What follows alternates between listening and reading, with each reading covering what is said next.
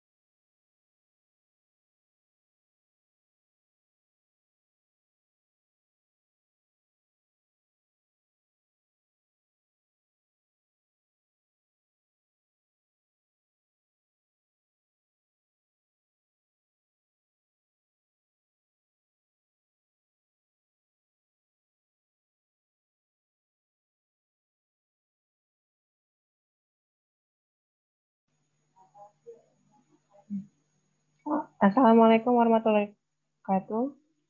Selamat pagi, mama-mama semua. Kita akan mulai pengimbasan BIMTEK-nya 3 menit lagi ya, Mama. Masih menunggu mama-mama yang mau join ke Zoom. Terima kasih.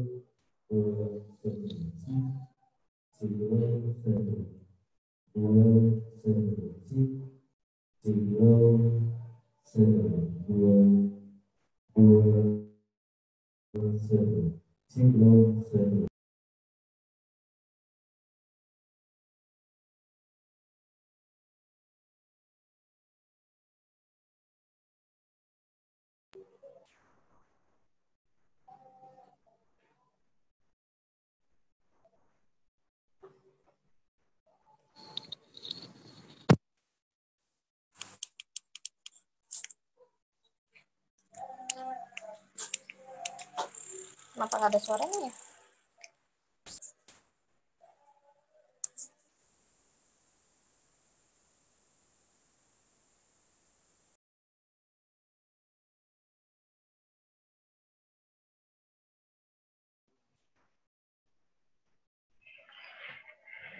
Tes. Baiklah, ibu-ibu, kita mulai. Suara sudah cukup didengar jelas, Miss Mutia? Suara bisa didengar? Ada, Miss, ada suaranya. Oke. Kita mulai, ibu-ibu. Assalamualaikum warahmatullahi wabarakatuh.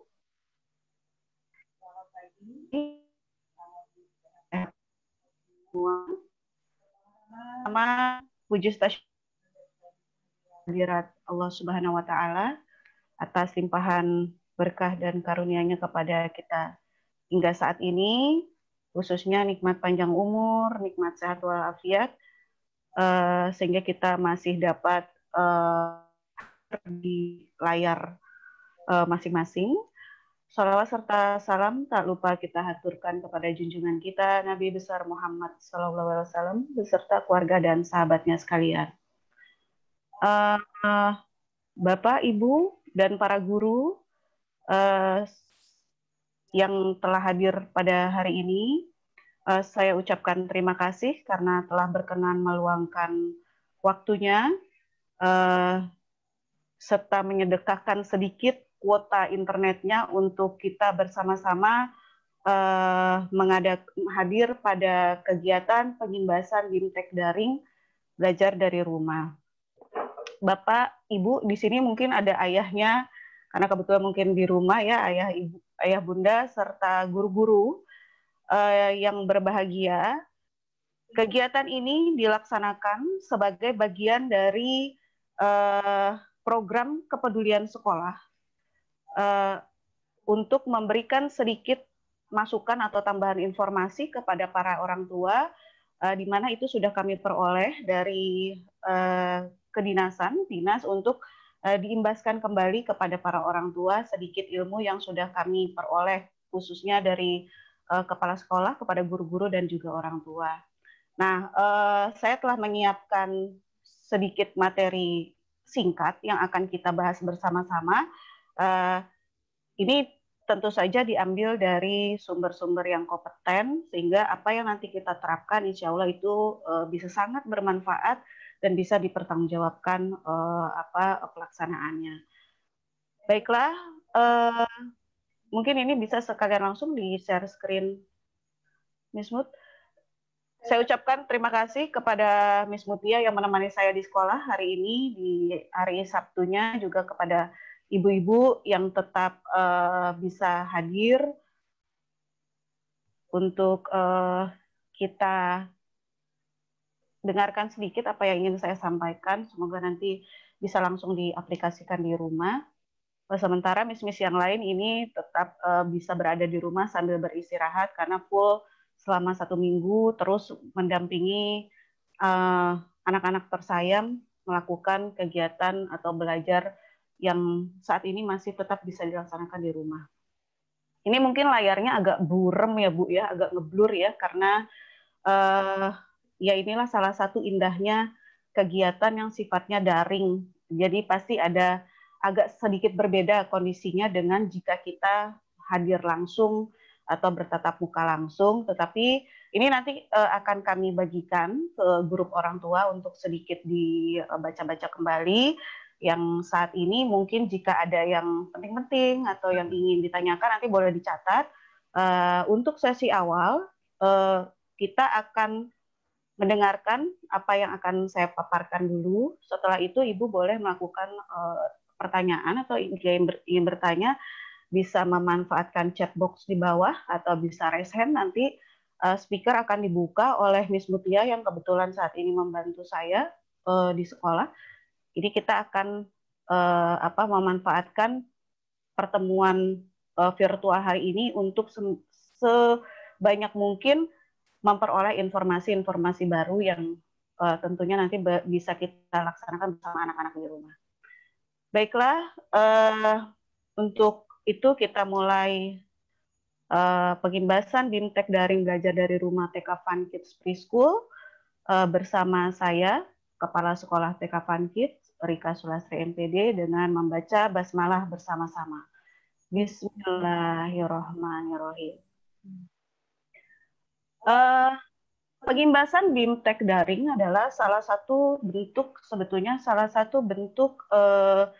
kepedulian pemerintah terhadap kondisi pendidikan yang ada saat ini, efek dari pandemi corona yang sudah berlangsung sejak akhir Maret atau awal April lalu ya.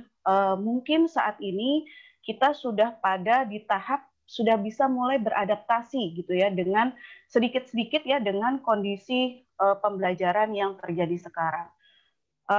Tentu saja hal ini tidak pernah terbayangkan sebelumnya bahwa kita harus, khususnya orang tua harus betul-betul mendampingi anak-anak belajar dari rumah gitu. Apalagi yang harus berhubungan dengan teknologi, dengan gadget gitu ya. Bahkan kami guru-guru pun juga sebetulnya tidak pernah menduga hal ini akan terjadi, di mana ini juga berimbas kepada guru-guru dalam hal waktu, dalam hal biaya gitu ya, harus selalu punya kuota, harus bersiap-siap membuat video yang tentu saja itu menuntut kreativitas dan waktu yang lebih banyak sebetulnya.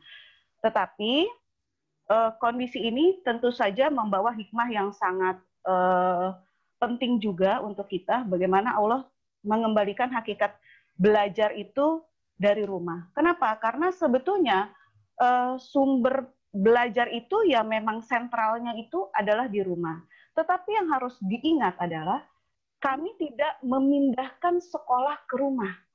Konteksnya adalah bukan sekolah kita memindahkan sekolah di rumah, bukan seperti itu. Jadi bagaimana proses belajar itu tetap bisa berlangsung dari rumah gitu ya.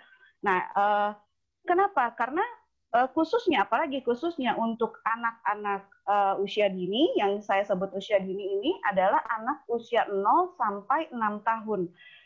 Termasuk mungkin anak-anak kita yang di rentang usia 3, 4, 5, 6 tahun ya. Itu anak-anak usia dini justru malah sifat belajarnya lebih kepada bermain. Nah, karena kita tidak pernah tahu kapan pandemi ini akan berakhir gitu ya. Jadi yang kita usahakan adalah bagaimana proses belajar anak di saat semua sistem sarafnya dia sedang berkembang itu tidak terbuang sia-sia gitu. Kita tidak bisa tunggu besok nanti aja kalau pandeminya sudah berakhir, nanti aja kalau sekolahnya sudah tatap muka. Kita tidak bisa menunggu itu karena saraf-saraf anak itu sedang dibentuk di masa usia emas sekarang. Nah, oleh karena itu, apapun kondisinya, walaupun saat ini sedang wabah besar-besaran, tetapi proses belajar anak tetap harus terlaksana. Bagaimana pelaksanaannya? Kita akan coba bahas ulas sedikit demi sedikit. Nah, dari BIMTEK, pengimbasan BIMTEK daring ini sebetulnya disediakan 12 modul yang harus sebetulnya kita sharing sama-sama, kita baca sama-sama, pelajari sama-sama. Itu sangat lengkap bagaimana hal-hal apa saja yang bisa kita lakukan yang sifatnya justru jadi menyenangkan. Seperti itu. Nah, untuk saat ini karena saya mencoba memenuhi laporan pertanggungjawaban per bulan di bulan Agustus ini, saya ambil yang slide pertama, silakan Ms. Mutia, yang mengacu pada tema pentingnya bermain pada anak usia dini. Jadi pentingnya bermain bagi anak usia dini itu sebetulnya menjadi pokok bahasan yang pertama ya. Nah, kenapa kita harus berpikir bahwa bermain itu penting untuk anak-anak? Karena dunia bermain itu dunia anak-anak. Dunia anak-anak ya isinya cuma bermain gitu. Nah, tetapi bermain seperti apa yang bisa menjadi suatu kondisi bermain yang isinya juga belajar gitu. Nah, itulah supaya perkembangan anak itu bisa terstimulus. Jadi bukan hanya banyak sih permainan, tetapi ada permainan yang justru mungkin tidak ada konteks belajarnya gitu ya. Nah, kita akan mengarahkan bagaimana bermain anak ini bisa menjadi bermain yang bermanfaat. Nah, ini ini saya ambil dari buku saku yang disediakan oleh Direktorat PAUD Kemdikbud terbaru ya di 2020. Buku-buku saku ini muncul karena penyesuaian kondisi pandemik saat ini. Nah, yang pertama itu kita diingatkan kembali tentang pentingnya bermain bagi anak usia dini. Slide yang pertama, Mus ya. Nah, sebelum membahas tentang bermain, kita akan mengulas kembali tentang kebutuhan dasar manusia. Ini mungkin agak ngeblur ya slide-nya ya. Saya akan coba pandu dengan sedikit membacakan apa yang tertera di situ. Jadi mungkin orang tua bisa nebak-nebak gitu ya tulisannya. Karena memang kelihatan di layar saya agak ngeblur. Nah, kebutuhan dasar manusia yang seperti yang kita tahu itu ada tiga, yaitu sandang, pangan, papan. Sekarang malah ada ledekannya kuota, gitu, menjadi kebutuhan dasar manusia juga tuh kuota, karena dari melek mata sampai tidur lagi sebagian besar mungkin kita justru sangat berinteraksi dengan gadget teknologi sekarang yang membutuhkan kuota gitu ya, komunikasi kita, apalagi di masa pandemi yang sekarang kita harus jaga jarak, tetap stay at home, itu justru si internet ini menjadi salah satu kebutuhan pokok kita gitu ya. Kalau satu hari handphone kita kehabisan kuota, udah kita seperti hilang dari peradaban, nggak ngerti informasi apa-apa, komunikasi apa-apa itu terputus. Nah, kita bahas tentang kebutuhan pokok dasar manusia yang memang diakui ya, kita akui adalah sandang, pangan, papan, baju, pakaian, makanan, dan tempat tinggal. Itu menjadi kebutuhan dasar manusia. Nah, sementara ada satu kebutuhan dasar yang harus dipenuhi untuk anak usia dini, yaitu kebutuhan bermain. Nah, ini menjadi salah satu kebutuhan dasar juga. Kenapa? Karena si anak ini memang hidupnya itu sebagian besar dihabiskan ya yang kita bilang untuk bermain, karena tidak banyak tanggung jawab berat seperti bekerja yang dibebankan kepada anak. Dan hak anak untuk memperoleh bermain itu diakui oleh Konvensi PBB. Itu bahkan masuk ke urutan pertama. Kita harus memberikan hak anak itu. Nah, bisa kita bayangkan, misalnya kita kebutuhan sandang, pakaian. Jika kita kekurangan pakaian atau bahkan tidak memiliki pakaian, apa yang terjadi dengan kita? Mungkin tubuh kita bisa sakit, ya, karena tidak pakai baju di saat musim dingin, hujan kita tidak memakai baju gitu ya, itu pasti akan berpengaruh pada kesehatan. Terus juga secara moral, nilai-nilai di masyarakat, ada rasa malu gitu ya. Itu oleh karena itu si sandang ini menjadi kebutuhan dasar. Terus ada pangan, pangan itu makanan.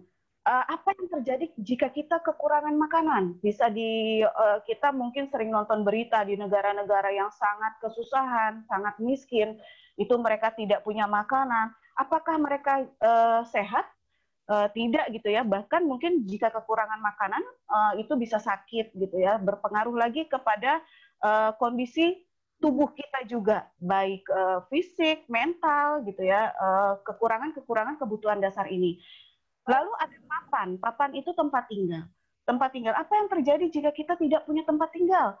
Di saat hujan, kadang mungkin yang hidupnya di tepi hutan, ada binatang buas, itu tentu sekali lagi sangat berbahaya bagi kondisi kita, kondisi tubuh kita. Nah, termasuk kebutuhan bermain bagi anak. Bisa Ibu bayangkan apa yang terjadi jika anak kekurangan bermain? Ya bisa diasumsikan mungkin anaknya tidak sehat. Anaknya bukan anak termasuk anak yang sehat, yang tidak bersemangat gitu. Karena sebetulnya dunianya si anak ini adalah kebutuhan dasarnya ya bermain. Nah, hal inilah sebetulnya yang harus kita cermati. Jadi banyak orang tua kadang malah yang kita suka ngomel-ngomel, marah-marah gitu ya. Main mulu gitu ya. Padahal sebetulnya bermain itu kebutuhannya dia untuk memenuhi kebahagiaan batin si anak. Itu yang harus kita pahami. Nah, oleh karena itu, lanjut Miss Mutia, pada kesempatan ini, pada pengimbasan kali ini, kita akan lebih mengenal apa sih yang dimaksud dengan kegiatan bermain pada anak. Kegiatan yang bermain pada anak yang kita akan ambil manfaatnya adalah kegiatan bermain yang tentu membawa manfaat belajar gitu, di mana ini nanti bisa kita laksanakan juga di rumah. Ada bermain sambil belajar, ada belajar sambil bermain. Ada yang tahu bedanya, Bu?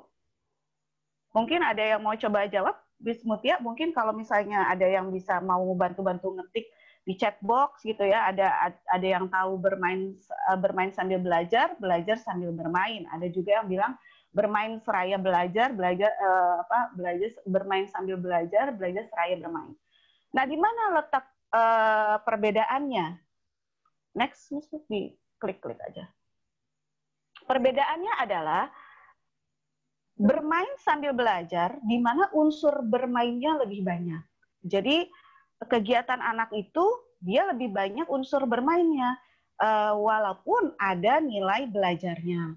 Nah, secara bertahap dengan mempertimbangkan usia anak, perkembangan-perkembangan anak, itu aspek-aspek perkembangan anak. Nah, ini meningkat. Jadi belajar sambil bermain, di mana unsur belajarnya menjadi lebih banyak gitu, tetapi tetap dalam suasana bermain. Kenapa? Karena sebetulnya proses belajar dan bermain yang berhasil adalah proses yang ketika dilakukan itu membawa kebahagiaan. Si anak itu menikmati, bukan dalam posisi stres, tertekan gitu ya. Tidak seperti itu.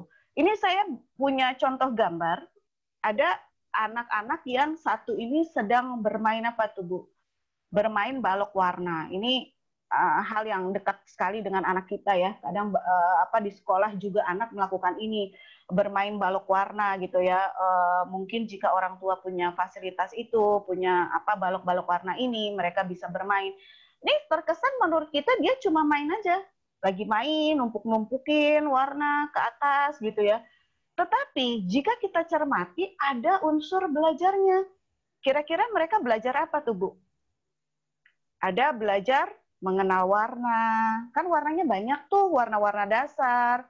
Terus apalagi belajar menumpuk gitu ya. Ada yang paling penting di situ. Belajar apa? Belajar sabar. Karena untuk membuat menara tinggi itu kan harus pelan-pelan. Kadang-kadang baru setengah udah roboh lagi gitu ya. Dan itu menguji anak atau melatih anak tentang kesabaran. Itu dia sebetulnya sedang belajar dalam posisi sedang main balok bersama teman. Nah ini temannya datang, ada lagi dia belajar sesuatu, belajar bersosialisasi, belajar bermain bersama, tidak egois. Itu sebetulnya unsur-unsur yang bisa kita lihat dari kegiatan bermain itu, bahwa banyak sekali aspek perkembangan anak yang sedang distimulus gitu ya. Nah yang satunya sedang bermain lompat tali. Apa yang kita lihat di sana? Bahwa kita hidup itu membutuhkan orang lain. Bermain lompat tali, kalau misalnya untuk mereka bertiga ini, memang kita ada permainan lompat tali yang bisa dilakukan sendiri ya, seperti olahraga itu. Nah, tetapi dalam kondisi seperti ini ada permainan lompat tali yang harus anggota timnya banyak, gitu, dan mungkin lebih menarik, lebih menyenangkan, lebih menantang, gitu ya. Tidak terbatas hanya lompat-lompat sendiri. Di sini belajar bahwa dalam hidup itu kita membutuhkan orang lain, bersosialisasi, bekerja sama, antri nunggu giliran, sambil kita lihat bahwa anak kita itu tumbuh sehat. Kenapa? Karena ceria, gembira, itu sebetulnya kondisi anak yang sedang bermain sambil belajar, dan nanti akan dipelajari bagaimana mereka belajar dalam suasana yang bermain. Seperti itu. Silakan lanjut Miss Mutia. Nah, kita akan bahas juga, sebetulnya tidak banyak yang dibahas hari ini, hanya 4 pokok yang tadi sudah mengenal kegiatan bermain, lalu kita akan mengetahui manfaat bermain bagi anak itu apa sih, nanti ada juga di mana anak bisa bermain, lalu tips-tips apa nih bagi orang tua atau guru untuk mendampingi anak bermain. Sebetulnya cuma 4 pokok itu, karena memang disesuaikan juga dengan kondisi waktu ya, karena ini sedang weekend, orang tua juga butuh istirahat, tetapi sedikit apa yang kita akan bahas ini mudah-mudahan menambah pengetahuan orang tua, merubah paradigma, itu yang penting, merubah paradigma guru dan orang tua, bagaimana mendampingi anak-anak, baik nanti di sekolah ataupun tetap di rumah saat ini. Ini kita bisa mulai belajar sedikit-sedikit. Jadi tidak menganggap remeh lagi kegiatan bermain anak. Manfaat bermain bagi anak. Yang pertama yaitu untuk mengembangkan berbagai aspek perkembangan anak. Nah, aspek perkembangan anak usia dini itu seperti yang tertuang dalam Permen 146 2014, nomor 137 2014, itu ada 6 aspek perkembangan yang harus selalu distimulus oleh guru dan orang tua. Apa saja? Yang pertama, nilai agama moral. Bagaimana kita menanamkan nilai-nilai ketuhanan kepada anak. Ini bisa dilakukan di rumah, di sekolah. Kemarin biasanya kita adakan sholat berjamaah, berdoa sebelum sesudah kegiatan, berdoa sebelum dan sesudah sebelum makan, berdoa sebelum dan sesudah kegiatan gitu ya, atau sebelum pulang. Nah, apakah ini terputus saat anak belajar dari rumah? Tidak. Kita harapkan perkembangan nilai aspek perkembangan nilai agama moral anak itu tetap terus berlangsung. Bagaimana? Ya, orang tua tetap melakukan pembiasaan yang sederhana aja. Bangun tidur, baca doa tidur. Terus mau sarapan, baca doa makan. Sudah selesai sarapan, baca doa selesai makan. Mau masuk kamar mandi, mau mandi, baca doa masuk kamar mandi. Sesudah mandi, keluar kamar mandi, baca doa keluar kamar mandi. Terus apa lagi? Mau belajar, sesudah belajar, sampai bangun tidur. Itu terus dikembangkan. Misalnya saat tiba-tiba anak lagi belajar, turun hujan, ada hadisnya, kayak gitu. Nah, karena sesuatu atau lain hal harus pergi sebentar keluar, baca doa keluar rumah. Itu terus dikembangkan di dalam, walaupun dalam kondisi belajar dari rumah. Lalu ada aspek apa lagi? Fisik motorik, perkembangan fisik anak. Jangan terhenti memang. Sekarang tentu anak pada kondisi mungkin tahap stres tersendiri. Kenapa? Karena kebutuhan bermainnya berkurang. Ingat loh, kalau kebutuhan dasar itu berkurang, ada efek yang akan dirasakan oleh anak, baik secara fisik maupun psikisnya. Ya, misalnya kalau kurang main, sebetulnya anak itu tingkat kebahagiaannya sedikit sekali karena dia harus muter-muter di dalam rumah aja gitu loh. Keluar pagar berbahaya, banyak kendaraan, terus bahaya wabah gitu ya. Sementara kondisi di rumah itu tidak mendukung perkembangan bermainnya. Secara fisik mungkin juga akan terhambat gitu kalau kita tidak menstimulus. Bagaimana sih kegiatan fisik yang bisa dilakukan di rumah? Ya misalnya orang tua bisa menyediakan beberapa meja, anak belajar merangkak, mungkin dengan kondisi yang aman, di setting sedemikian rupa, misalnya anak bisa melompat dari satu tempat ke tempat yang lain, seperti itu tidak terhenti sebetulnya di kondisi saat anak ada di rumah saat ini. Lalu misalnya secara motorik halus, ini malah guru-guru sudah sangat menyiapkan kalau secara motorik halus ya, yang diambil melalui drive-thru. Itu misalnya kalau orang tua ingin menambahkan misalnya yang meremas koran bekas gitu ya untuk melatih jari-jari anak. Itu sudah sangat banyak tersedia. Lalu ada aspek kognitif yang ketiga. Jadi ada nilai agama moral harus dikembangkan, fisik motoriknya harus dikembangkan, ada juga kognitif. Kognitif ini yang berhubungan dengan pengetahuan. Apakah saat anak sekarang belajar di rumah perkembangan kognitifnya itu di stop? Tidak, karena banyak sekali hal di rumah yang bisa merangsang perkembangan kognitif anak. Contohnya apa? Misalnya saat anak ada di dapur, dia bisa mencicip beberapa rasa, ada gula, garam, gitu ya. Itu pengetahuan tentang mengenal rasa. Terus ada juga saat bantu cuci piring misalnya, dia pegang spons. Spons itu ada yang kasar, ada yang halus. Itu belajar mengenal meraba melalui perabaan. Tiba-tiba mungkin nanti ada benda-benda di rumah yang dia bisa lihat ukurannya, besar, kecil. Itu semua tidak terhenti, aspek perkembangan anak walaupun saat ada di rumah. Menurut ibu itu sederhana, ngobrol-ngobrol ringan. Menurut anak, tetapi bagi anak itu pengetahuan yang sangat penting. Seperti itu. Lalu yang ketiga, yang keempat aspek bahasa. Apa yang dikembangkan? Bagaimana kita mengembangkan anak bermain loh dalam kondisi bermain, misalnya dia sedang main mobil-mobilan. Ada aja tuh percakapan misalnya dengan adik. Aku mobil ini cepet loh. Iya, lihat deh mobil aku bagus sekali, ada pintunya ini. Nanti orang bisa ikut masuk lewat sini. Itu kemampuan dia menceritakan itu sudah merupakan perkembangan bahasa anak yang dilakukan sambil bermain. Anak perempuan malah lebih, kita bilang malah kadang-kadang ada yang lebih ceriwis lagi ya. Dia main masak-masakan. Ini loh, aku hari ini mau masak sayur. Ini airnya, ini. Nah, itu perkembangan yang sangat berkembang di saat anak bermain. Gitu. Bayangkan anak main masak-masakan terus diem. Jarang sekali seperti itu. kalaupun terjadi seperti itu, yang harus ambil peran adalah orang tua. Nanti itu muncul di tipsnya. Jadi kita akan bahas itu, bagaimana orang tua ikut perannya dalam bermain bersama anak. Lalu ada aspek sosial emosional. Sosial emosional ini di saat bermain di rumah, kadang-kadang anak yang ada yang sekarang harus berbagi dengan adik karena mainannya terbatas, atau bergantian dengan kakak karena alat mainnya terbatas. Dan ini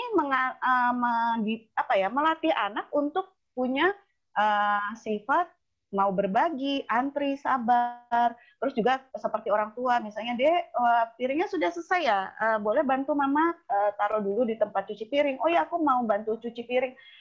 Kemandiriannya juga secara sosial emosional, kemandiriannya juga semakin terlatih. Nah, seperti itu. Lalu ada seni, ya bisa bernyanyi bersama, bisa melakukan kreativitas. Ini juga sudah didampingi oleh para guru, sudah disediakan sangat banyak sebetulnya bahan-bahan untuk perkembangan anak tersebut. Jadi yang harus kita tanamkan adalah manfaat bermain bagi anak bukan cuma main-main aja, bukan cuma buang-buang waktu. Kamu dari pagi melek mata sampai tidur lagi main aja. Nah, bukan seperti itu. Kita bantu permainan anak tersebut menjadi bermain yang bermanfaat untuk mengembangkan aspek perkembangannya. Lalu yang kedua, bermain itu juga banyak manfaatnya mengembangkan keterampilan inquiry. Inquiry itu apa sih? Inquiry itu asal kata dari to inquire. Artinya ingin ikut serta, ingin ikut terlibat dalam hal apa? Dalam hal bertanya, dalam hal menggali informasi, dalam hal melaksanakan kegiatan gitu. Nah, banyak orang tua yang justru yang mungkin karena faktor lelah, capek, stres. Kalau anak kan biasanya kalau nanya tuh runtun. Ini kenapa begini? Kita jawab A. Kenapa A? Kita jawab B. Kenapa? Terus kenapa B? Kenapa bisa begini? Kenapa bisa begitu? Biasanya orang tua itu malah jadi emosi. Yang direspon adalah banyak nanya ya. Kok nanya terus ya? Gitu. Mama capek. Jangan banyak nanya. Nah, sebetulnya dengan seperti kita berbuat seperti itu, kita baru saja istilahnya mematikan sel-sel saraf anak. Kalau itu berlaku lagi kita hubungkan lagi dengan perkembangan otak, udah banyak lagi tuh sinapsisnya yang rontok karena bentakan-bentakan kita sampai anak akhirnya bungkam tidak mau bertanya. Padahal dengan menjawab pertanyaan itu akan terus membantu anak untuk menggali rasa ingin tahunya dia. Karena anak itu dasarnya tuh ingin tahu. Kenapa ya begini? Kenapa ya begitu? Nah, bagaimana kita memfasilitasi rasa ingin tahu anak itu dengan informasi yang baik, dengan kondisi yang aman gitu ya. Jadi kalaupun dia ingin mencari tahu sendiri atau ingin ikut terlibat dalam hal yang kita laksanakan, itu dalam posisi tetap aman. Seperti itu. Jadi bermain ini juga melatih keterampilan inquiry. Misalnya dia lagi main balok-balokan, misalnya ya. Terus tiba-tiba balok itu nggak bisa berdiri tinggi. Ini kenapa ya? Kok rubuh terus? Gitu. Kenapa ya? Ini kok rubuh-rubuh terus? Kenapa? Nanti lama-lama dia akan berpikir, oh kalau supaya bangunan itu bisa berdiri kokoh, berarti dasarnya itu nggak cuma satu balok. Kita harus buat dia agak banyak, lalu makin ke atas makin sedikit supaya dia lebih kokoh. Hal-hal seperti itu sebetulnya yang merangsang rasa ingin tahu anak, bahkan keterampilan anak, yang menjadikan anak kita termasuk salah satu mungkin nanti anak yang bisa berpikir kritis, gitu ya. Ini manfaatnya di akarnya itu bermain. Nah, lalu ada juga mengembangkan imajinasi dan kreativitas. Ini yang sangat-sangat penting sebetulnya manfaat dari bermain. Yang perlu kita tahu bahwa banyak sekali buku-buku, bahkan hasil dari penelitian yang menjelaskan bahwa fase kehidupan manusia di usia dewasa itu sangat ditentukan oleh fase kehidupan dia di usia dini, di usia anak-anak. Bagaimana orang itu menjadi seorang pemarah, malah kadang-kadang ada hubungannya dengan tidak berkembangnya keterampilan fisik motorik. Fisik loh, dia jadi pemarah. Lah, apa hubungannya? Nah, itu banyak sekali buku-buku yang membahas tentang itu.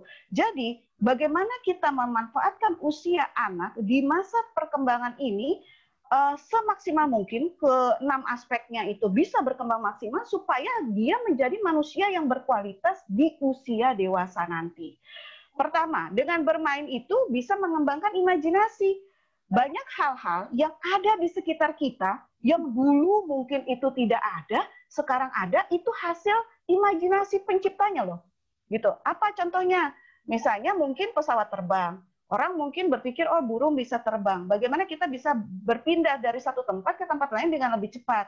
Imajinasi-imajinasi itu sebetulnya yang justru akhirnya membuat sesuatu itu menjadi hadir di sekitar kita. Gitu. Yang menurut orang itu nggak mungkin gitu ya. Tidak mungkin bisa, tetapi karena hasil imajinasi, lalu benar-benar ada orang yang ingin menciptakan itu pantang menyerah, terwujudlah itu. Gitu. Nah itulah kenapa sangat melalui imajinasi anak. Misalnya gini, si anak ini bermain, nanti dia bilang, aku nanti kalau udah besar mau bikin gedung yang bentuknya bisa aja misalnya bentuknya setengah lingkaran, misalnya gitu. Karena aku suka bentuknya. Ya siapa tahu setelah dia besar, dia bisa menciptakan itu dari hasil-hasil imajinasi. Contoh lagi, banyak penulis-penulis cerita anak, bahkan seri siapa penyihir itu? Itu juga muncul dari hasil imajinasi pengarangnya, dan itu jadi bestseller gitu ya, jadi bestseller. Nah itu sebetulnya pentingnya imajinasi. Jadi jangan anggap remeh kalau anak kita tuh sedang berimajinasi, jangan bilang alah ngayal. Hidup itu semua diawali dari hayalan loh. Hayal ingin suatu saat nanti saya ingin punya usaha sendiri, ingin suatu saat nanti saya ingin punya sekolah sendiri. Itulah sebetulnya yang tapi harus diiringi dengan dukungan dan kerja nyata gitu. Nah, tapi kalau untuk anak-anak, ya akarnya itu dia imajinasi, kreativitas. Apa sih kreativitas? Setiap orang itu lahir dengan konsep sebagai orang yang kreatif sebetulnya. Tetapi seiring usia berkembangnya, kreativitasnya menurun, gitu. Yang paling bagus tuh kreativitas anak itu usia 2 tahun, itu 90% 2 tahun sampai usia 5 tahun lah ya, itu kalau mencipta karya itu orisinal. Ya memang hasil karyanya dia, hasil kreativitasnya dia. Semakin dewasa, semakin hilang tuh kreativitasnya. Yang kayak umur-umur muda kayak saya gini ya, usia-usia 40 tahun tuh kreativitas tinggal 2%. Makanya saat saya sekarang ikut pelatihan daring tentang kreativitas media pembelajaran, agak ngebut. Kenapa? Karena kreativitasnya udah berkurang. Kenapa begitu? Karena sebetulnya anak usia dini, kenapa mereka sangat kreatif? Karena hidupnya tuh cuma main, sehingga itu terasah terus. Semakin kita dewasa, kegiatan mainnya ini kan makin berkurang. Secara otomatis kreativitas kita juga makin menurun. Padahal di usia-usia dewasa seperti sekarang, ini masyarakat sedang menunggu karya kita loh. Usia-usia sekarang, usia 40 tahun ke atas itu masyarakat sedang menunggu karya kita. Karena secara kemampuan, secara kompetensi, kita sudah sangat mampu, sangat mapan. Tetapi herannya kreativitas kita semakin menurun. Kayak model saya gini, kreativitas merasa ya mungkin masih secara kompetensi semakin meningkat, tetapi secara kreativitas menurun karena mungkin makin kurang main dan makin kurang piknik. Jadi intinya tuh harus sering main dan sering piknik gitu ya.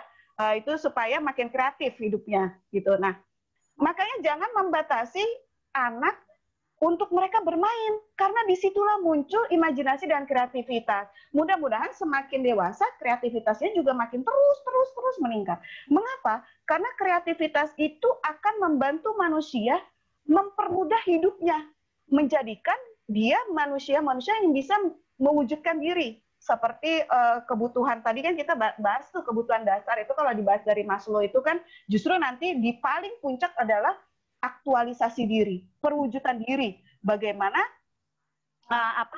kita bisa hadir di masyarakat gitu ya, bahwa kita hadir, kita ada di masyarakat. Contohnya misalnya kalau saya aktualisasi diri yang sudah saya capai, misalnya melahirkan buku cerita berkearifan lokal. Itu sebetulnya isinya cuma buku cerita anak-anak, Bu. Tapi kenapa makin tua makin susah bikinnya? Sementara masyarakat itu menunggu saya melahirkan karya-karya penting.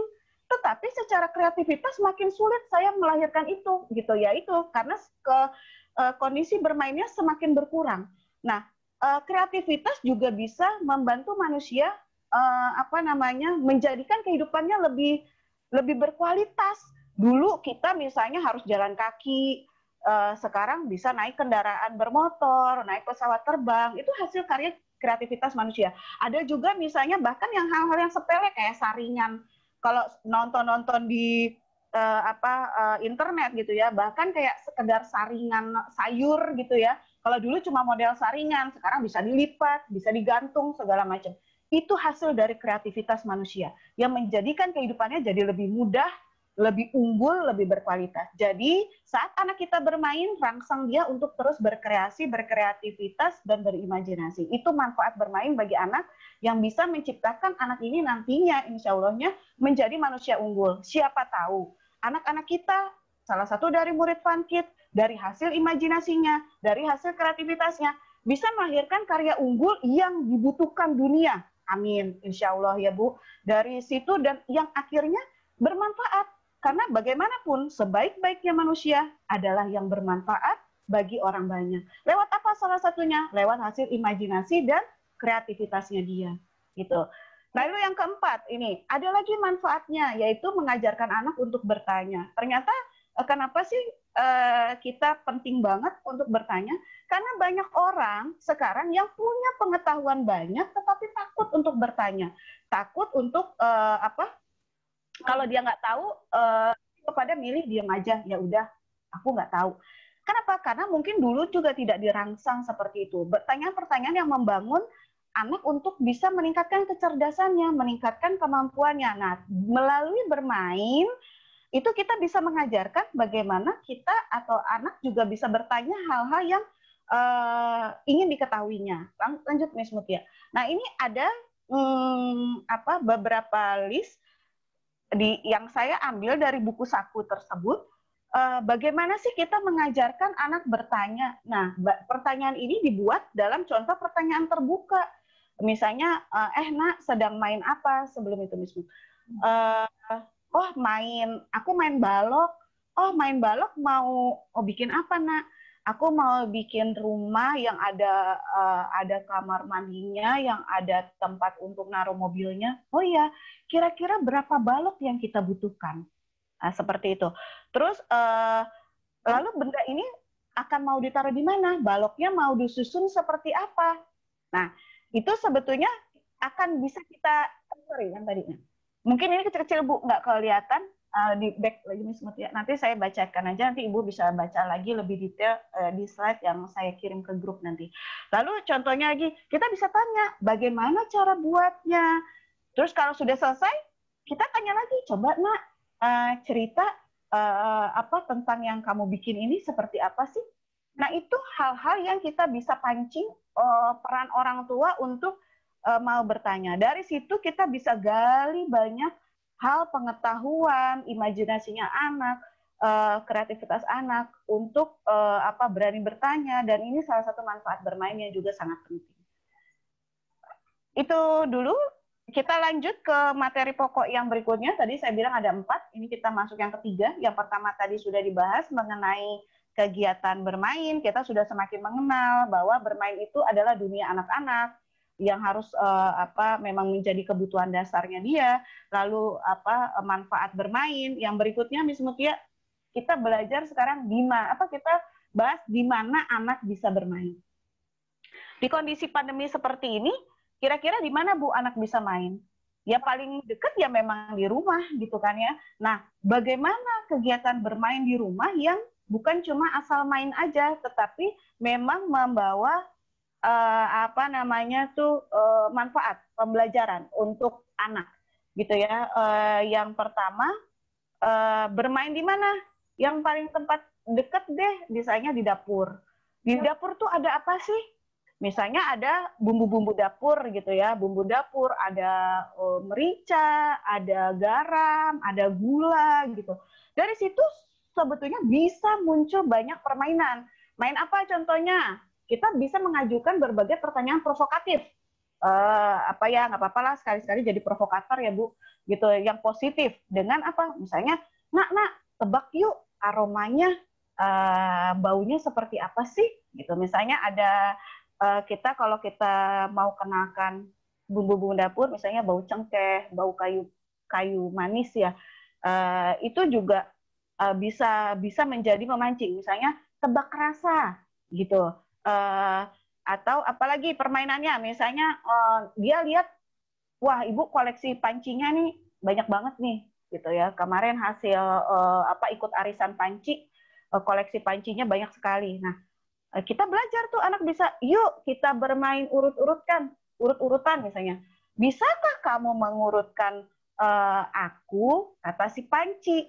Nah, berarti kan itu memancing anak untuk berpikir kan, oh ya aku bisa. Ada anak yang kadang aku tahu, aku bisa gitu. Nah, itu sebetulnya kalimat-kalimat membangun atau provokasi yang bisa kita sampaikan ke anak supaya anak terangsang, tergugah rasa ingin tahunya untuk terlibat lewat bermain di dapur, tapi tentu dalam kondisi yang aman. Apalagi misalnya mengurutkan kalau kita bilang tuh sodet gitu ya, bentuk-bentuknya dia bisa lihat. Ada juga sendok makan, sendok teh, garpu, mengelompokkan, menghitung, itu bisa. Dalam kondisi nggak yang kayak belajar, nah ayo nak kita mau belajar mengurutkan alat dapur. Anak duduk dalam kondisi stres. Itu tidak seperti itu. Tetapi kita sedang pengen tahu nih, oh anak saya nih sebetulnya paham nggak sih ya yang namanya besar, kecil, dia paham nggak sih? Ya ibu taruh aja, letakkan beberapa benda yang beda ukuran. Nak, menurut kamu yang sendok yang besar, yang mana nak?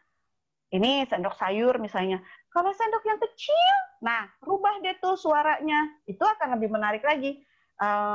Kalau sendok yang kecil, yang mana? Nah, oh yang ini bisa dibayangkan, anak pasti ketawa kan? Suaranya mengikuti suara sendok, gitu, ukuran sendok. Itu kondisi bermain. Lalu selain di dapur, ada lagi di mana Bu? Misalnya di ruang makan, ya itu sama lah alat-alatnya seperti di dapur ya. Di ruang keluarga tuh misalnya ada apa aja?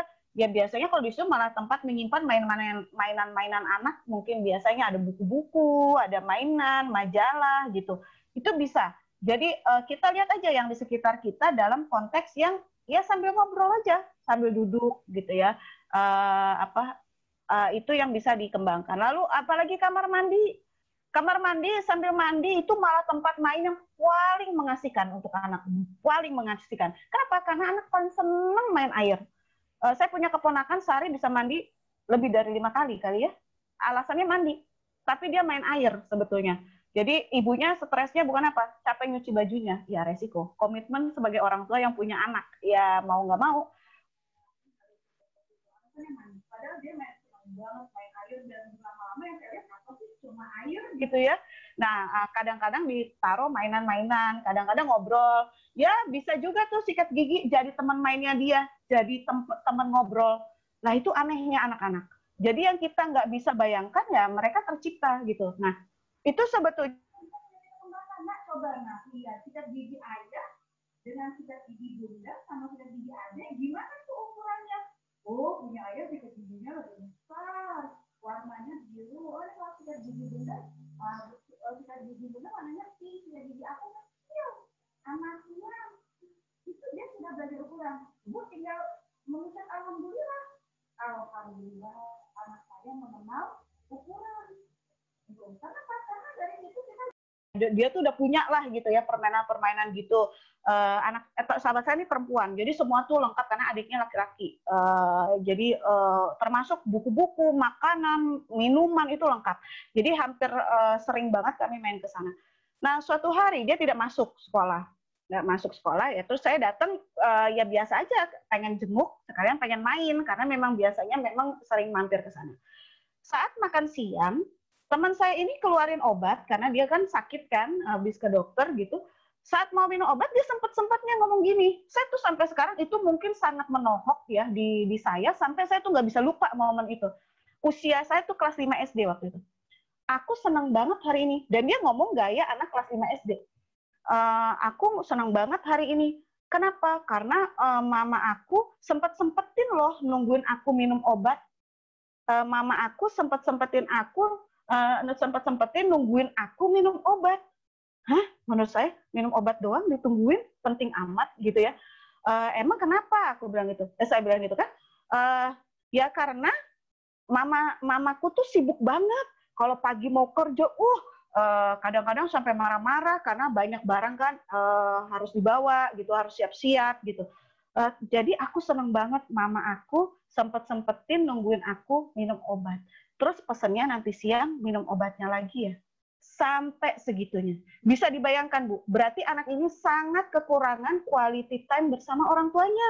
Hanya sekedar ditungguin minum obat, menurut dia itu sudah sangat membahagiakan. Nah, sementara bagi saya, karena kebetulan orang tua saya dulu punya usaha di rumah ya, dua-duanya jadi ada di rumah, itu saya sudah sangat terpenuhi. Jadi hal-hal seperti itu saya tidak kekurangan gitu. Malah kadang saya yang sering keluyuran keluar gitu. Nah, mungkin ini bisa jadi pesan bagi orang tua yang bekerja dari pagi sampai sore sampai malam gitu ya, terus kadang Sabtu juga harus datang ke kantor. Bagaimana hal-hal kecil itu bisa menjadi suatu kenangan yang berkesan buat si anak. Bayangkan ibu sekarang, di saat-saat sekarang, ibu masak puding sama anak, tanya sampai gede, pasti dia ingat momen masak puding sama mama. Terus misalnya momen main gitu ya, konteksnya sebetulnya kita juga pengen menggali dia bermain gitu ya, melakukan hal-hal yang sama-sama, misalnya beresin tempat tidur, itu pasti apa yang ibu sampaikan di momen itu sangat berkesan. Misalnya, nak, kalau berapikan tempat tidur, ujung-ujung ininya dimasukin, nak, begini. Bisa juga ujungnya misalnya kalau dulu kan belum ada karet-karet gitu ya, di spray itu ya, disimpul dulu supaya nggak gampang kelepas-kelepas. Itu pasti sangat diingat. Nah, oleh karena itu, ibu sibuk bekerja untuk siapa? Untuk keluarga, untuk anak. Tetapi jangan sampai waktu-waktu yang harusnya menjadi hak anak itu hilang. Gitu. Tetap harus kita berikan kenangan-kenangan itu, stimulus-stimulus itu untuk supaya anak terus berkembang. Nah, jadi mudah-mudahan dari apa yang saya share sedikit ini, karena kebetulan saya yang dapat materinya lebih dulu, saya yang punya buku sakunya lebih dulu, ini bisa menjadi suatu renungan buat kita bahwa hakikatnya kitalah madrasah pertama dan utama anak-anak kita, kitalah yang membentuk karakter anak menjadi sebaik-baiknya manusia kelak, karena pada akhirnya ujung akhir hasil dari pembelajaran adalah karakter. Orang itu boleh pintar, boleh lahir dari keluarga dengan ekonomi baik, tetapi kesuksesan hidupnya tetap ditentukan oleh karakter, disiplin, integritasnya dia, kejujurannya dia, tanggung jawabnya dia, itu tetap yang menentukan keberhasilan hidupnya. Dan itu ada di tanggung jawab guru-guru dan kita sebagai orang tua untuk memanfaatkan masa-masa emas anak ini dengan menanamkan sebanyak-banyaknya kebaikan-kebaikan dan hal-hal yang bisa menjadi pembelajaran buat anak, tentu dalam suasana yang menyenangkan, gembira, salah satunya ya dengan cara bermain. Saya rasa itu yang bisa saya sampaikan. Kebetulan slide-nya juga sudah habis, sudah selesai. Terima kasih atas kesediaan waktunya untuk menyimak, bertahan sampai selesai slide ini. Saya akan buka sesi tanya-jawab jika memang ada penjelasan-penjelasan yang mungkin terlalu cepat atau kurang jelas atau sinyal yang diterima mungkin belum agak putus-putus gitu ya, atau malah ada hal-hal yang ingin orang tua tanyakan gitu, silakan. Karena posisi saya di sini sebetulnya bukan merasa paling pintar, tetapi mungkin ada hal-hal yang saya sudah ketahui lebih dulu atau hasil sharing dengan teman-teman kepala sekolah lain yang punya problem yang sama, yang bisa kita bahas sama-sama. Miss Mutia akan mulai ini supaya lebih tertib, supaya tetap dalam suasana yang nyaman. Karena kan ini mungkin suara masuk langsung ke telinga ya Bu, jadi kalau kita buka semua mungkin akan mengganggu pendengaran juga, jadi kita akan pilih satu-satu. Jika memang ada orang tua yang ingin bertanya, silakan boleh lambaikan tangan, ada chat reaction, ada comment box gitu jika memang ada yang ingin ditanyakan. Nah, materi-materi ini sebetulnya kita punya 12 modul. Ini saya baru tuntas 1 modul. Sisa modulnya ini masih saya akan coba pilah-pilah apakah nanti digabung-gabung, karena itu juga bagus sekali modul-modulnya. Bagaimana anak belajar matematika? Cuma lihat dari pagar doang, Bu. Kira-kira anak bisa belajar matematika nggak, Bu? Lagi duduk di teras, natepin pagar. Apa, Bu, kira-kira pembelajaran matematika yang bisa dipelajari? Kalau kita berhitung misalnya, jadi bisa hitung ada berapa jeruji-jeruji pagarnya, seperti itu. Itu sangat bagus sekali. Modul-modulnya yang sayang sekali sebetulnya kalau tidak kita sampaikan ke orang tua. Silakan mungkin Miss Mutia boleh dipandu jika ada orang tua yang ingin bertanya. Kalau nggak ada ya tinggal silakan nih tinggal kita sudahi aja. Tidak ada sih. Atau mau dibuka dulu? Mungkin ada orang tua yang mau. Boleh Mama untuk yang mau bertanya. Dibuka dulu suaranya. Nanti saya minta kesediaan orang tua untuk mengirimkan testimoni dari kegiatan ini via WA pribadi ke Japri ke Miss Mutia. Nanti berikut dengan foto. Jadi kita akan buat kayak layar. Ada foto ibu, ada testimoninya gitu. Nanti itu yang akan kita lampirkan dalam pelaporan, akan kita taruh juga di media-media sosial sekolah, bahwa ya memang sebetulnya sekolah Fun Kids itu berupaya sekali mendampingi orang tua, baik secara fisik, support, pengetahuan gitu, support pemahaman melalui sharing materi seperti ini. Kalau secara kehadiran itu sudah ada kunjungan rumah ya Bu ya, home visit, itu bukti bahwa sekolah Fun Kids tetap hadir di rumah orang tua masing-masing dengan protokol yang tetap dipenuhi, harus pakai masker, harus pakai face shield, harus bersih, harus mungkin jaga jarak gitu, harus tetap dalam kondisi sehat, baru boleh melakukan kunjungan fisik, kunjungan rumah gitu ya. Apakah sudah jelas atau mau dibuka dulu, Miss Mut?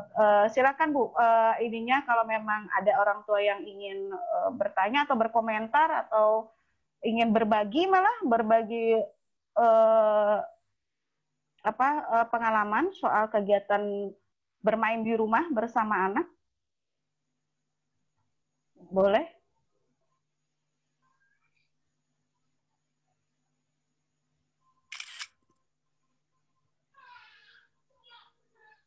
Baiklah, kalau memang tidak ada, udah kita foto bersama dulu ya Bu sebelum kita tutup. Mudah-mudahan apa yang disampaikan dengan tidak adanya pertanyaan, mudah-mudahan apa yang disampaikan ini sudah cukup jelas artinya ya, dan kita bisa petik sedikit manfaat dari sedikit sharing tadi.